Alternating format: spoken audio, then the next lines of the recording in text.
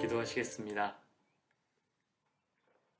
그 아들을 보내사 우리의 죄와 허물을 친히 감당케 하신 아버지 하나님의 사랑과 은혜에 감사를 드립니다. 오늘도 우리에게 생명 주시고 코로나의 어두운 터널 속에서도 말씀의 빛으로 비추어 주시니 감사를 드립니다. 고난당하신 주님을 바라보며 하나님 우리에게 베풀어 주신 그 은혜에 더 깊이 나아가는 하루 되게 하여 주옵소서. 예수님의 이름으로 기도합니다. 아멘. 할렐루야. 오늘도 고난주간 3일째를 맞아 하나님의 말씀으로 하루를 시작하는 우리 모든 성도님들의 가정과 일터 위에 우리 하나님 사랑과 은혜와 축복이 함께 하시기를 주님의 이름으로 축복드립니다.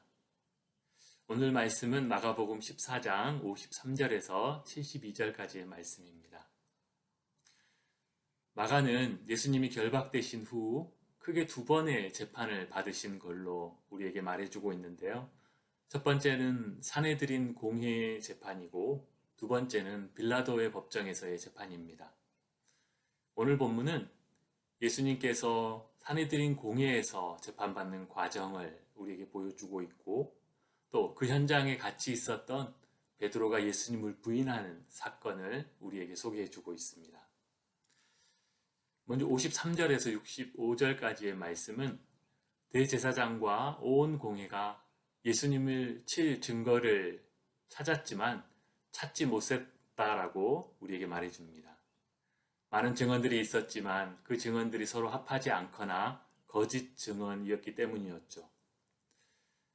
이어 대제사장은 자신이 직접 나서서 예수님의 유죄 신문을 하게 되고 결국 마지막에는 예수님이 침묵하시거나 부인하실 수 없는 질문, 내가 찬송받으실 이의 그리스도냐라는 그분의 메시아 되심에 관하여 질문을 던지게 되는데요. 그때 예수님은 내가 바로 그니라 하고 대답하심으로 대제사장으로부터 신성모독, 즉 사형에 해당하는 죄로 정죄를 받으시게 됩니다. 이어서 66절에서 72절은 예수님을 멀리서 따라왔던 베드로가 예수님을 3번이나 부인하는 장면을 그리고 있습니다. 뜰에 있던 한 여종이 너도 그의 도당이라 하며 3번 물었을 때 그는 모두 예수님을 부인하고 새벽닭이 울었을 때 그는 통곡하게 됩니다. 산헤드린 공회는 대제사장을 대표로 하는 제사장들, 또 지파의 장로들, 또 율법학자들로 구성된 70명의 의회인데요. 그 당시 유대를 지배하고 있던 로마로부터 공인된 자치정부라고 할 수 있습니다. 유대 지역의 모든 행정과 사법을 합법적으로 관장하고 있었는데요. 세금 징수와 사형 집행을 제외한 모든 것을 재량껏 할 수 있는 권한을 가지고 있었습니다.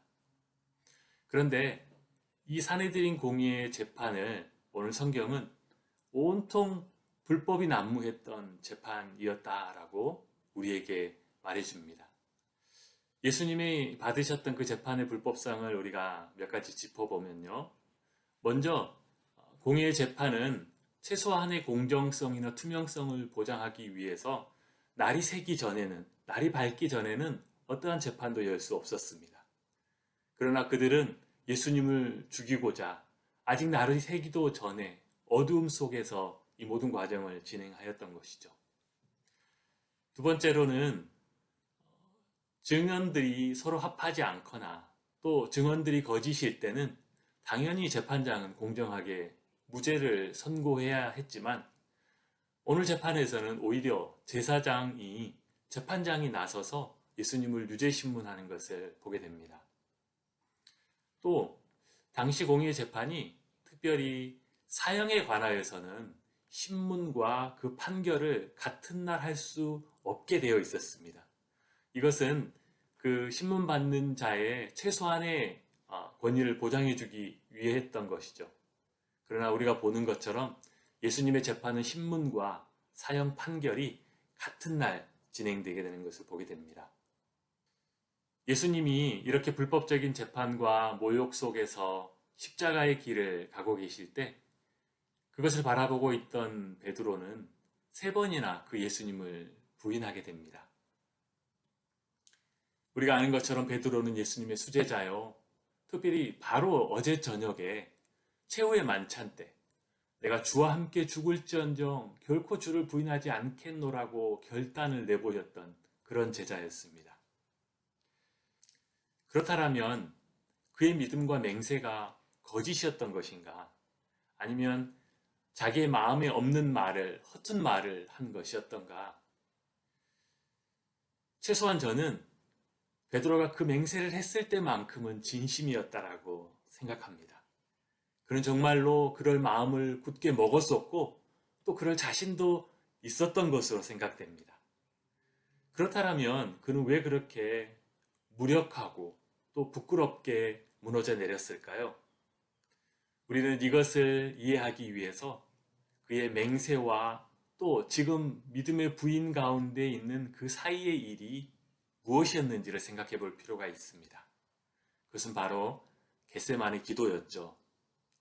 베드로의 확신, 베드로의 맹세는 기도하지 않고 깨어있지 못한 자의 맹세였고 확신이었던 것입니다. 오늘 본문에서 베드로의 눈물이 보여주는 것은 우리가 기도하지 않고 혼자 있을 때 얼마나 약한가에 관한 것입니다. 우리의 믿음이 견고하게 서고 우리의 결단이 세상을 이길 결단이 되기 위해서는 우리가 기도를 통하여 주님과 연결되어 있어야 한다는 것입니다. 오늘은 고난주간 셋째 날입니다.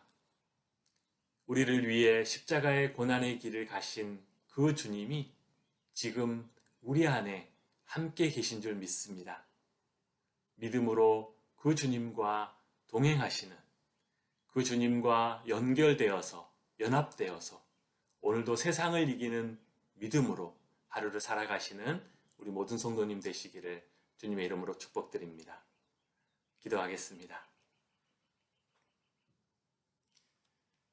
죄인들을 위하여 그 아들을 내어주신 아버지 하나님, 세상의 불법과 폭력과 모욕 속에서도 묵묵히 십자가의 길을 가셨던 주님을 바라봅니다. 우리의 죄악과 연약함을 모두 지고 가신 그 십자가를 붙들고 의지합니다. 성령으로 우리의 마음에 오셔서 우리의 심령을 새롭게 하시고 우리 모두가 날마다 주님을 따르는 믿음의 삶을 살아가게 하여 주시옵소서. 예수님의 이름으로 기도합니다. 아멘.